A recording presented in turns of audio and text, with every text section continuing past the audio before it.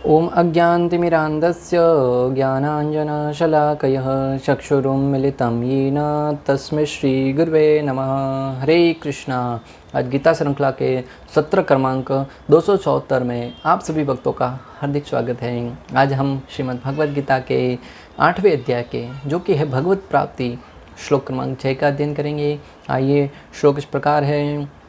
यम यम वापेष्मन् भावं त्यज्यन्ते कलेवरं तम तमेवेति कौन्तेय सदा तद्भाव भावित। अर्थात भगवान श्री कृष्ण कहते हैं कि हे कुंती पुत्र, शरीर त्यागते समय मनुष्य जिस जिस भाव का स्मरण करता है वह उस भाव को निश्चित रूप से प्राप्त होता है। भक्तों, अगर इस श्लोक का संबंध पिछले वाले श्लोक से देखा जाए, पिछले वाले श्लोक में भगवान श्री कृष्ण ने क्या कहा कि अंत समय में हे अर्जुन, जो कोई मेरा स्मरण करता है वह मेरे धाम को निश्चित रूप से प्राप्त करता है।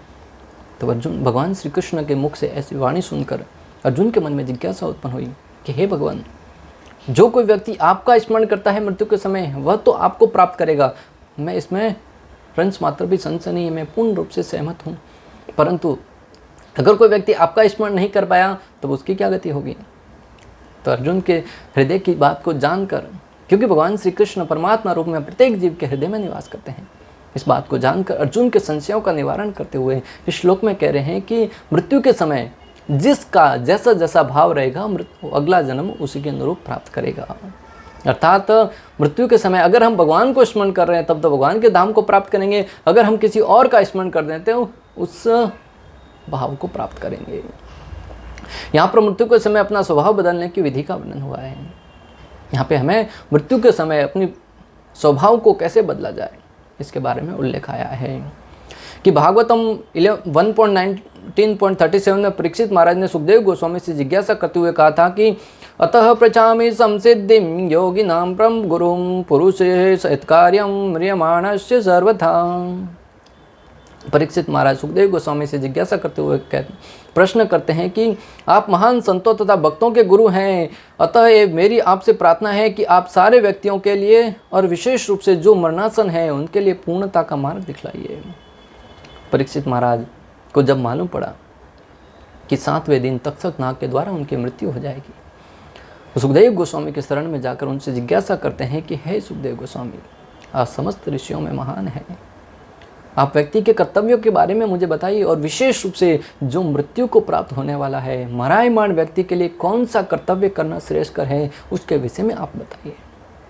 यहाँ पे मृत्यु के समय की तैयारी के बारे में वर्णन आया है और परीक्षित महाराज सुखदेव गोस्वामी के समक्ष मृत्यु को प्राप्त होने वाले व्यक्ति के स्वभाव के बारे में कि उसको कौन सा कार्य करना चाहिए उसके विषय में जिज्ञासा करते हैं।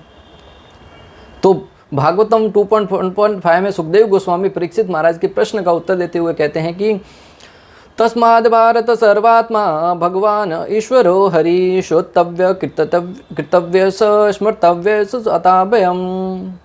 सुखदेव गोस्वामी परीक्षित महाराज के द्वारा पूछे गए प्रश्न का उत्तर देते हुए कहते हैं कि हे भरतवंशी, जो समस्त कष्टों से मुक्त होने का इच्छुक है, हे भरतवंशी, यहाँ पर परीक्षित महाराज को भरतवंशी कहकर संबोधित किया गया है, जिससे उनके पूर्वजों का स्मरण हो कि आपके पूर्वजों ने भी, अर्जुन है और पांडव है, उन्होंने भगवान श्री कृष्ण की ही शरणागति स्वीकार करी थी, अतः तुम्हें भी श्री कृष्ण की शरणागति स्वीकार करनी चाहिए। कहते हैं कि जो इस जगत के दुखों से मुक्त होने के इच्छुक हैं, अर्थात जन्म मृत्यु के चक्र से मुक्ति प्राप्त करना चाहते हैं, उसे उन भगवान का श्रवण, महिमा गायन तथा स्मरण करना चाहिए जो परमात्मा, नियंता तथा समस्त कष्टों से रक्षा करने वाले हैं। जो व्यक्ति दुखों से मुक्ति चाहता है, अर्थात दुख क्यों होते हैं, जन्म मृत्यु जरा व्याधि, और इनसे मुक्त होने का क्या अभिप्राय है, भगवत धाम जाना। जो व्यक्ति इन कष्टों से मुक्त होना चाहता है उसे उस भगवान की, जो परमात्मा है, जो सबके स्वामी हैं, जो समस्त कष्टों से रक्षा करने वाले हैं, उनकी शरण ग्रहण करनी होगी। हर एक तरह से आपके रक्षक हैं, उनकी शरण में जाना होगा। परीक्षित महाराज जब गर्भ में थे तब भगवान श्री कृष्ण ने उत्तरा के गर्भ में प्रवेश करके उनकी रक्षा करी थी। अर्थात भगवान श्री कृष्ण जो उनके शरणागत हैं उनकी हर एक, यहाँ तक कि उन्होंने ब्रह्मास्त्र से भी रक्षा करी थी। तो जब भगवान है उनके लिए कोई भी कार्य करना मुश्किल नहीं है। जब वो ब्रह्मास्त्र से आपकी रक्षा कर सकते हैं तो जीवन के छोटे मोटे कष्टों से बचाने का तो वो मात्र अपने इशारे मात्र से उनको रक्षा कर सकते हैं। इसलिए जो व्यक्ति मुक्त होना चाहता है उन्हें भगवान श्री कृष्ण के शरण में जाना चाहिए। भागवतम 2.1.6 में जीवन की सर्वोच्च सिद्धि का वर्णन करते हुए सुखदेव गोस्वामी कहते हैं कि एतावान सांख्य योगाभ्याम स्वधर्म परिनिष्ठया जन्म लाभ परम पुंसाम अंते नारायण स्मृति। पदार्थ तथा आत्मा के पूर्ण ज्ञान से, योग शक्ति के अभ्यास से या स्वधर्म का भलीभांति पालन करने से मानव जीवन की जो सर्वोच्च सिद्धि प्राप्त की जा सकती है वह है जीवन के अंत में भगवान का स्मरण करना। भले योगाभ्यास हो, भक्ति योग हो, अनेक प्रकार की योग हो, जीवन का अच्छे से पालन पोषण करते हुए, अपने कर्मों का, कर्तव्यों का पालन करते हुए जो कोई व्यक्ति अंत में भगवान नारायण की स्मृति रख पाता है वही जीवन का वास्तविक उद्देश्य है, वही व्यक्ति जीवन में सफल माना जाता है। वरना जीवन में कितना धन कमाया ऐसा कहीं उल्लेख नहीं आता शास्त्रों में। धन दौलत, रुपया, पैसा, गाड़ी बंगला सब यहीं पर धरा का धरा रह जाएगा भक्तों। बड़े बड़े राजा महाराजा जब शरीर को छोड़ के गए ना, सब कुछ छोड़ के चले गए। जब हम आए जगत में जग हंसा हम रोए, करनी ऐसी कर चलो कि हम हंसे जग रोए। जब व्यक्ति का जन्म होता है तब वो हंसता है, वो रोता है और जगत हंसता है, खुशियाँ मनाता है, परिवार वाले, समाज वाले, देश वाले। परंतु जब व्यक्ति का मृत्यु होता है तब वो तो उसको ऐसे कार्य करते हुए जाना चाहिए कि वो स्वयं तो आत्मतुष्ट रहो कि मैं भगवत धाम जा रहा हूँ, परंतु समाज है वो उसके कार्यों को देखते हुए रोना चाहिए कि अच्छा व्यक्ति था, क्यों गया। ऐसा नहीं हो कि लोग खुशियाँ मनाए पीछे कि अच्छा हुआ गया, अच्छा हुआ बम ब्लास्ट में मर गया। तो जीवन का वास्तविक उद्देश्य है भगवत धाम। जो व्यक्ति अंत समय कृष्ण का चिंतन करते हुए शरीर त्याग करता है उसे परमेश्वर का दिव्य स्वभाव प्राप्त होता है। जो व्यक्ति अंत समय भगवान का स्मरण करते हुए शरीर त्याग करता है ना, उसे भगवान का धाम प्राप्त होता है, उसे भगवान का करता है, उसे दिव्य स्वभाव प्राप्त होता है। इसमें रंस मात्र भी संचय नहीं है। पिछले वाले श्लोक में भगवान श्री कृष्ण ने बता दिया था। जीवन भर आप क्या काम करते हैं उसका प्रभाव आपके मृत्यु के समय प्राप्त होगा। जीवन भर अगर भगवान का स्मरण किया तो मृत्यु के समय आप भगवान का नाम ले पाएंगे। अगर जीवन भर नाम नहीं लिया तो मृत्यु के समय भी भगवान का नाम नहीं ले पाएंगे। और मृत्यु के समय आपका कैसा स्वभाव है उसके अनुरूप ही आपकी गति होगी। एक साधारण सा दृष्टांत भक्तों, एक बार एक व्यक्ति फ़ोटो खिंचवाने के लिए गया। फ़ोटो खिंचवाने के लिए स्टूडियो में गया, नया नया वस्त्र पहन के गया था, अच्छा वेशभूषा धारण करके, मुख पे पाउडर वगैरह लगा के, अच्छे से शरीर को सजाकर कैमरामैन के पास गया, बैठा सामने। कैमरामैन ने कहा कि आप हंसना, जब आपका मैं बोलूँ 1 2 3 तब आपको स्माइल देना है। और जब शर्त ये कि जिस समय मैं फ़ोटो क्लिक करूँगा आपका चेहरा जैसा होगा वही आपका चित्र आएगा। वो ठीक है। फ़ोटो खींचने के लिए जैसे ही बैठा, अच्छे से सवार कर तैयार होकर बैठा था, कपड़े वगैरह ठीक करके, परंतु जैसे ही फ़ोटो खींचने वाला था उसके नाक पे आके एक मक्खी बैठ गई। मक्खी को उड़ाने के लिए नाक को सिकुड़ने लगा, ऐसे ऐसे करने लगा। इतने में वहाँ पे 1 2 3 क्लिक हो गया फ़ोटो। कुछ समय के बाद, आज की तारीख में तो तुरंत फ़ोटो आधे घंटे बाद ही मिल जाता है, परंतु पहले कुछ समय के बाद मिलता था। तो फ़ोटो वाले ने कहा कि कुछ दिनों के बाद लेने आना। जब लेने गया तो उसने देख के नकार दिया, बोले ये तो मेरा फ़ोटो ही नहीं है। क्या कहने लगा, बोले ये मेरा फ़ोटो नहीं है। वो तो भ्रम रहा कि उसने पैसा पहले ही ले लिया था, वरना पैसा भी नहीं देता हो। बोले ये मेरा फ़ोटो नहीं है, मेरा नाक देखो, उसका नाक, ये इसमें कैसा चित्र आया, मेरा तो मिलता जुलता नहीं है। उसने समझाया कि जब फ़ोटो खींच रहा था तभी तुम्हारी नाक पे ये मक्खी बैठी हुई है, उसके कारण तुमने चेहरे को बदल दिया था, इसी कारण फ़ोटो वैसा आया। वो व्यक्ति कहने लगा मैं तो पहले हंस रहा था, आपके कहने पर अच्छे से रह रहा था, मात्र एक क्षण के लिए ऐसा चेहरा बनाया और फ़ोटो में वही आ गया, ये तो ठीक नहीं है। भक्तों, मैं आपको जो बताना चाह रहा हूँ कि अंत समय में जो फ़ोटो खींचते समय आपका चेहरा कैसा है वो आपके चित्र को निर्धारित करेगा कि आपका चित्र कैसे आने वाला है। तो जीवन के विषय में भी ऐसा ही सिद्धांत है कि मृत्यु के समय आपकी चेतना कैसी है वो आपका अगला जीवन निर्धारित करेगी। इसलिए भक्तों, इस साधारण से दृष्टांत द्वारा जीवन के बहुत बड़े शिक्षा को ग्रहण कीजिए और जीवन में भगवान के नाम का जप करने में अपने आप को लगाइए, ताकि जीवन के अंतिम समय में हम भगवान का स्मरण कर सके और उस फोटो की भांति हमारा जीवन है वो सफल हो जाए। मक्खी नहीं बैठने देनी है शरीर पर, दाग नहीं लगने देना है शरीर पर, ठीक है। किंतु यह सत्य नहीं है कि यदि कोई मृत्यु के समय श्री कृष्ण के अतिरिक्त और कुछ सोचता है तो उसे भी दिव्य अवस्था प्राप्त होगी। परंतु भक्तों, ये सत्य नहीं है कि अगर मृत्यु के समय भी कोई व्यक्ति श्री कृष्ण के अलावा कुछ और विचार कर रहा है, कुछ और मनन कर रहा है, तो उसे भी भगवान का धाम प्राप्त होगा। अनेक लोग कहते हैं कि किसी की भी भक्ति करो, रास्ता तो एक ही है। नहीं, आपका जैसा साधना होगी, जिसके विषय में अध्ययन कर रहे हैं, उस वही रास्ता आपको प्राप्त होगा। कि यान्ति देवव्रता देवान पितरान यान्ति पितरव्रता भूतान यान्ति पुतेजा यान्ति मत याजिन अपि मामह। अगर देवताओं की पूजा करते तो देवताओं के पास जाएंगे, पितरों की पूजा करते पितरलोक में जाएंगे, अगर भूतों की पूजा करते भूतलोक में जाएंगे, परंतु अगर भगवान श्री कृष्ण की पूजा करते तो भगवत धाम को जाने मिलेगा। महापुरुष होते हुए भी महाराज भरत ने मृत्यु के समय एक हिरण का चिंतन किया, अतः अगले जीवन में हिरण के शरीर में उनका देहांतरण हुआ। महाराज भरत का दृष्टांत आता है भक्तों। जड़ भरत के विषय में आप सब कथा से भलीभांति वाकिफ हैं। मैं मात्र आपको स्मरण दिला रहा हूँ कि वो जीवन भर भगवान के नाम का भजन कर रहे थे, यहाँ तक कि अपना राजपाट सब छोड़कर वन में चले गए, कुटिया में रहने लगे, पूर्ण रूप से भगवान के भाव के स्तर तक पहुँच गए थे। परंतु मृत्यु के समय उन्होंने एक हिरण पाल रखा था, उसका स्मरण करने के कारण अगला जन्म है वो उसे एक पशु के रूप में, हिरण के रूप में प्राप्त करना पड़ा। ऐसा ही दृष्टांत माता सती का आता है भक्तों। माता सती के विषय में भी वर्णन करते हुए गोस्वामी तुलसीदास जी लिखते हैं कि तजी हऊ तुरंत देह ते ही हेतु उर्धरी चंद्र मौली वृक्ष केतु उस कही जोग अग्नि तनुजारा भयु सकल मख हाहाकारा। गोस्वामी तुलसीदास जी कहते हैं कि चंद्रमा को लाट पर धारण करने वाले वृक्ष केतु शिव जी को हृदय में धारण करके मैं इस शरीर को तुरंत ही त्याग दूंगी, ऐसा कहकर सती जी ने योग अग्नि में अपना शरीर भस्म कर डाला। भक्तों, कथा बहुत लंबी है, सार रूप में आपको बताना चाहूँगा। जब माता सती ने भगवान श्री रामचंद्र के प्रति अपराध किया था, भगवान भोलेनाथ ने उनका त्याग कर दिया। माता सती के पिता दक्ष प्रजापति ने घर पे यज्ञ किया शिव जी को नीचा दिखाने के लिए।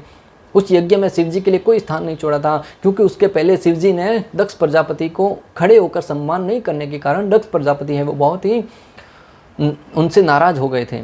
इसलिए भला बुरा कहकर तभी तो वहाँ से चले गए थे शिव जी उस स्थान से, परंतु पुनः उनको नीचा दिखाने के लिए सब देवता समाज को बुलाया, परंतु शिव जी को नहीं बुलाया। परंतु सती उनकी पुत्री थी, उन्होंने कहा कि पिता ने नहीं बुलाया तो क्या बात है, हम तो वहाँ पे जाना चाहिए, हमें तो जाना चाहिए।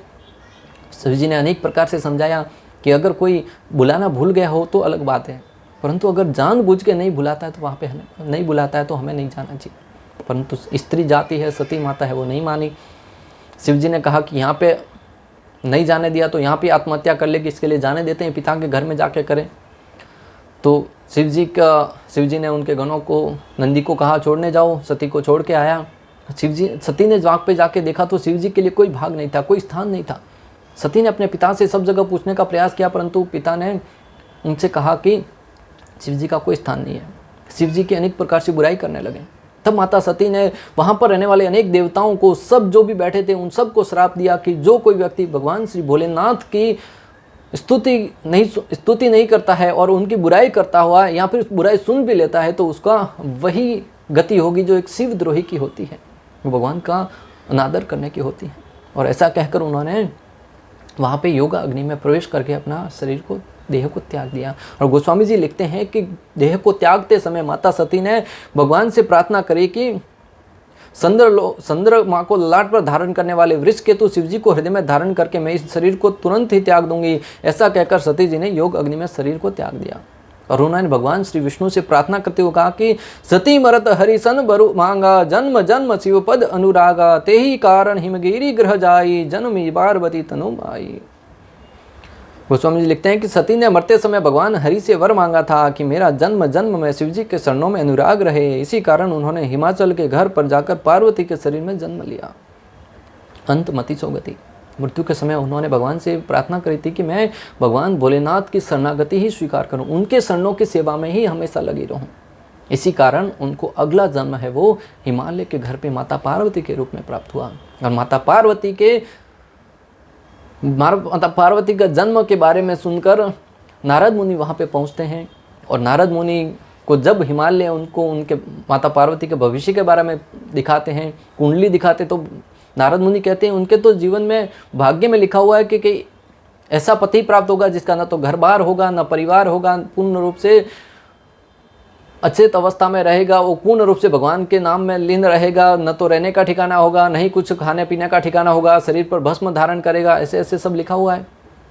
माता पिता बहुत चिंतित हो गए, बोले कि इनसे बचने का क्या उपाय।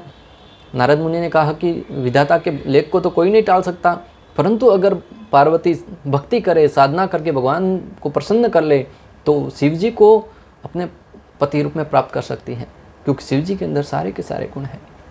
तो भगवान नारद मुनि के कहे अनुसार माता पार्वती ने तपस्या करी, साधना करी, कई कठिन तपस्या करी, कुछ समय तक मात्र कुछ बेर के पत्तों को खाकर, फिर कुछ समय तक मात्र श्वास लेकर, ऐसे अनेक प्रकार की तपस्या करी। कथा बहुत लंबी है भक्तों। अंत में भगवान भोलेनाथ उनकी तपस्या से प्रसन्न हुए, सप्त ऋषियों को भेजकर उनकी परीक्षा ली। जब भगवान भोलेनाथ को पता हो चला कि माता पार्वती है वो पूर्ण रूप से उनकी ही सेवा में संलग्न है, उनके प्रति समर्पित है, तब भगवान भोलेनाथ ने देवताओं को आगे लेकर बारात लेकर गए और उनसे शादी करी। सिद्धांत सीखने वाली बात यह है कि माता सती ने मृत्यु के समय भगवान भोलेनाथ के चरणों में ध्यान लगाया था, इसी कारण अगला जन्म उनको भगवान भोलेनाथ की पत्नी के रूप में, माता पार्वती के रूप में प्राप्त हुआ। इससे सब संदेह दूर होते हैं कि अंत समय हमारी जैसी मति होगी वैसा ही अगला जीवन प्राप्त होगा। निसंदेह मनुष्य के जीवन भर के विचार संचित होकर मृत्यु के समय उनके विचारों को प्रभावित करते हैं, अतः जीवन में उसका अगला जीवन बनता है। निसंदेह जीवन भर हमारी कैसी मति है, क्या कार्य किए हैं, वही हमारा अगला जीवन निर्धारित करते हैं, वही हमारे अगले जीवन के भाग्य को लिखते हैं। इसलिए जीवन भर क्या कार्य करते हैं इसको हमें पूर्ण ध्यान रखना है। अगर कोई जीवन में सतोगुणी होता है और निरंतर कृष्ण का चिंतन करता है तो संभावना यही है कि मृत्यु के समय उसे उस श्री कृष्ण का स्मरण बना रहेगा। अगर कोई व्यक्ति जीवन भर सत्व गुण में रहेगा, मांसाहार नहीं करना, जुआ नहीं खेलना, परस्त्री संग नहीं करना, इन सारे के सारे बुरे कार्यों से दूर रहते हुए मात्र भगवान श्री कृष्ण के भजन में लीन रहता है, सात्विक भोजन करता है, भगवान को भोग लगाए हुए प्रसाद ही स्वीकार करता है और पूर्ण रूप से भगवान की भक्ति में लीन रहता है, तो संभावना तो यही बनी रहेगी कि मृत्यु के समय भगवान का स्मरण कर पाए। और जो व्यक्ति मृत्यु के समय श्री कृष्ण का स्मरण कर सकता है वह व्यक्ति भगवान के स्वभाव को प्राप्त करेगा। इससे उसे कृष्ण के दिव्य स्वभाव को प्राप्त करने में सहायता मिलेगी और ऐसा करने से उसे भगवान श्री कृष्ण का दिव्य स्वभाव प्राप्त करने में सहायता मिलेगी। यदि कोई दिव्य स्वरूप से श्री कृष्ण की सेवा में लीन रहता है तो उसका अगला शरीर दिव्य आध्यात्मिक ही होगा, भौतिक नहीं।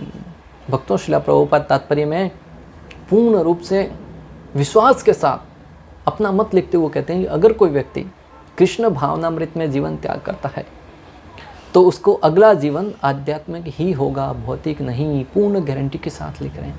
श्रील प्रभुपाद ने तो यहाँ तक कह दिया, अगर कोई जीवन भर 16 माला जप करता है, 4 नियम का पालन करता है, साथ ही साथ अगर उसको भौतिक आकांक्षाएं, भौतिक इच्छाएं भी बनी रही, तब भी उसे स्वर्गलोक जाना निश्चित है। भक्तों, इतना आश्वासन कौन देता है? एक तो भगवान श्री कृष्ण ने आश्वासन दिया कि सर्वधर्मान परित्यज्य माम एक शरणं व्रज अहम त्वां सर्व पापेभ्यो मोक्षयिष्यामि मा शुचम्। अगर कोई व्यक्ति सारे धर्मों का त्याग करके मात्र मुझ श्री कृष्ण की शरण में आ जाए तो उसे सारे के सारे पापों से मुक्त कर दूंगा। और दूसरा, भगवान के ही भक्त श्रील प्रभुपाद ने ऐसा आश्वासन दिया कि अगर कोई व्यक्ति 4 नियम का पालन करता है और 16 माला का निरंतर जप करता है, वह व्यक्ति आध्यात्मिक जीवन भले भौतिकता से संपन्न ही क्यों न हो, भौतिक आसक्तियों से ग्रसित क्यों न हो, उसे स्वर्गलोक तो कम से कम मिलना निश्चित है। मनुष्य जीवन छोड़ो, स्वर्गलोक मिलना निश्चित है। तो फिर जो व्यक्ति पूर्ण रूप से भगवान के नाम में लगा हुआ है, भगवत भक्ति में लगा हुआ है, उसके जीवन के बारे में तो क्या कहा जाए। निश्चित रूप से भगवान श्री कृष्ण के धाम में जाने को उसका दरवाजा खुल जाएंगे। श्रील प्रभुपाद ने स्वयं कहा, अगर कोई व्यक्ति निरंतर भक्ति कार्य में लगा हुआ है, पूर्ण रूप से भगवत कार्य में लगा है, उन्हें लेने के लिए मैं स्वयं आऊँगा पर्सनली। ऐसे गुरु कौन आश्वासन देते हैं भक्तों? और श्रील प्रभुपाद जैसे भगवान के दिव्य धाम को ले जाने वाले ऐसे गुरु हैं, उनकी शरणागति स्वीकार करके आप और हम भी अपने जीवन का उद्धार कर सकते हैं, कल्याण कर सकते हैं। अतः जीवन के अंत समय अपने स्वभाव को सफलतापूर्वक बदलने के लिए हरे कृष्ण महामंत्र का जप करना सर्वश्रेष्ठ विधि है। इसलिए श्रील प्रभुपाद निष्कर्ष बताते हुए कहते हैं कि अगर आप अपने जीवन के अंतिम समय में अपने जीवन के स्वभाव को सफलतापूर्वक बदलना चाहते हैं तो जो कृष्ण भावनामृत विधि है वह बहुत ही उन्नत विधि है, बहुत ही पूर्ण विधि है। क्योंकि कृष्ण भावनामृत विधि एक तो सरल है और दूसरा उसे व्यवहारिक जीवन में कलयुग में भी पालन किया जा सकता है।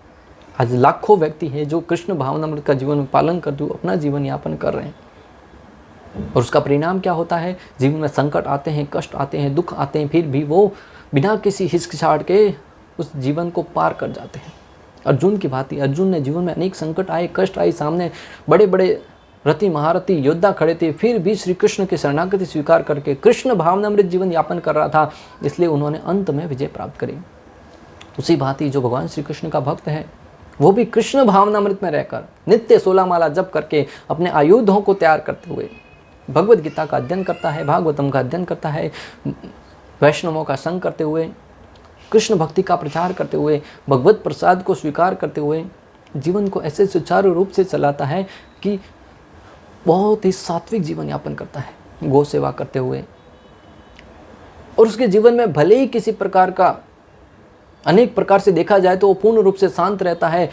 हो सकता है कि संकट भी आए, कष्ट भी आए, परंतु उसके हृदय में पूर्ण शांति विराजमान रहती है। जिस प्रकार एक व्यक्ति था, वहाँ पर उन्होंने एक ऐसा आयोजन किया कि शांत चित्र बनाओ।